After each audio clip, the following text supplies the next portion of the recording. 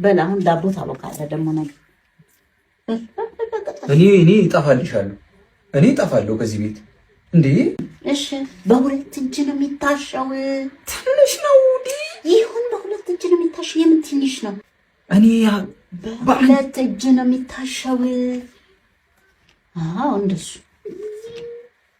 ታዲያ እኔ አሁን በአንተ ጉልበት ካልተጠቀምኩኝ እንዴት ልጠቀም? እሺ ተጠቀሚ። እሺ እኮ አቀል ያነሰ እኮ ነው። እሺ ተጠቀሚ።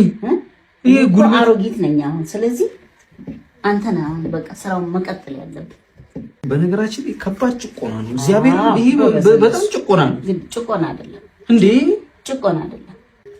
ጎበሳ እንደሱ ግልጥ እሺ አይደለም። እንዲህ ሳይሆን እያየኸው እሺ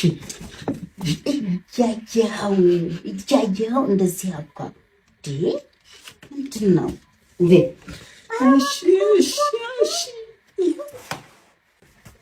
በሁለት እጅ በአንድ እጅ በሁለት እጅ እንደዚህ ጀርቤን ደለቃልኛል።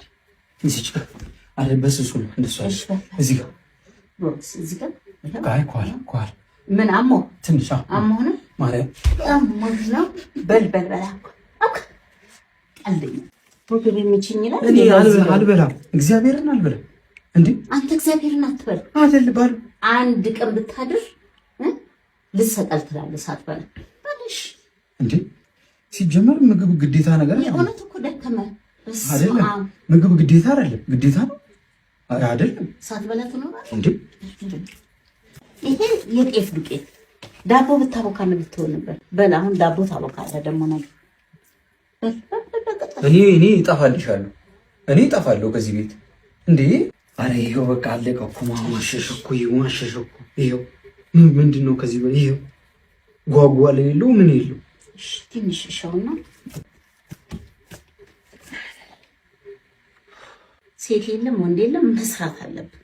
የት እንደምትሄድ ምን እንደሚያጋጥም ምን ታውቃለህ? በልጨማ ጎበዝ አትበይ ጎበዝ አትበይ አይደሉ ማርያምን አትበይ። ትመረቃለህ። የእናት ምርቃት ጥሩ ነው። በቃ መሰረት ታጥቧለች።